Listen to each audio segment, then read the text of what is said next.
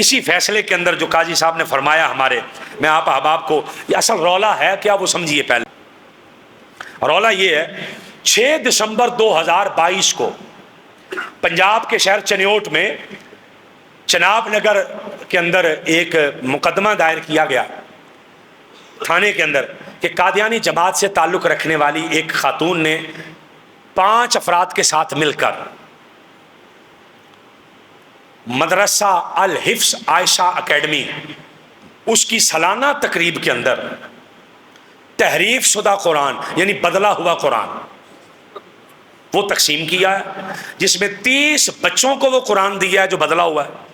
اور 32 بچیوں کو دیا ہے۔ آئین پاکستان کی روح سے اس عورت پر اور اس تقسیم کرنے والے افراد پر اور اس ادارے،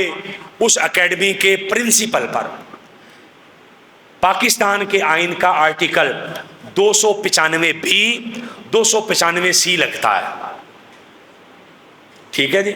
اور قرآن ایکٹ کی خلاف ورزی بھی کی گئی ہے۔ ایک مدرسہ انہوں نے بنایا جس کے اندر انہوں نے اپنی مذہبی تبلیغ کی، تبلیغ کرنے کے بعد بچوں کے اندر اور بچیوں کے اندر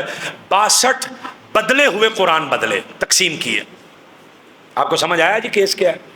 یہ پرچہ کیا کروایا گیا کہ یہ مسئلہ ہے، اس کو یہ قرآن تقسیم کرنے والے بندے کو سزا دی جائے، اس کو اس عمل سے روکا جائے۔ پاکستان کے آئین کے اندر، پاکستان کے آئین میں شامل ہے کہ کوئی بندہ جو مسلمان بھی ہے وہ قرآن لکھ کے، اس کا ترجمہ لکھ کے بغیر اجازت کے شائع نہیں کر سکتا۔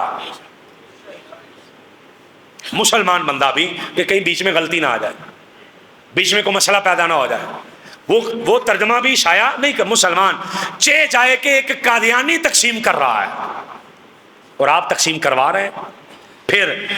قاضی صاحب نے کہا کہ انہوں نے 4 دیواری کے اندر یہ کیا، سوال اتنا ہے وہ 4 دیواری کے اندر ہوا نہیں ہے، اس ایف آئی آر میں شامل ہے کہ انہوں نے یہ واقعہ نصرت جہاں کالج فار وومن، لڑکیوں کا کالج ہے نصرت جہاں، اس کے گراؤنڈ کے اندر وہ تقریب منعقد کی تھی، وہ کوئی 4 دیواری نہیں تھی، وہ گراؤنڈ تھا۔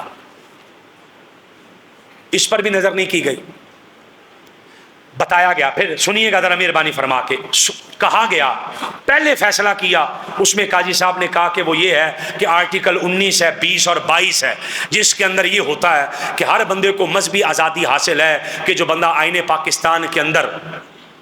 اور ملک پاکستان کے اندر رہ رہا ہے وہ اپنے مذہب کی تبلیغ کر سکتا ہے اور اس پر وہ عمل کر سکتا ہے۔ انہیں بتایا گیا قاضی صاحب کو کہ ان کے آرٹیکل 19، 21 اور 22، 19، 20 اور 22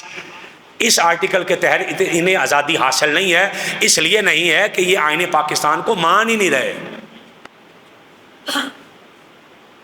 وہ کہتے ہیں نہیں، پھر بھی میں نے یہی فیصلہ کرنا ہے،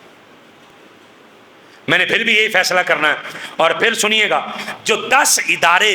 ان کے پاس گئے انہوں نے لکھ کر فیصلے دیے کہ یہ ہے قرآن کی روح سے، یہ ہے حدیث کی روح سے، یہ ہے آئین پاکستان کی روح سے، یہ ہے، وہ ساری کی ساری چیزیں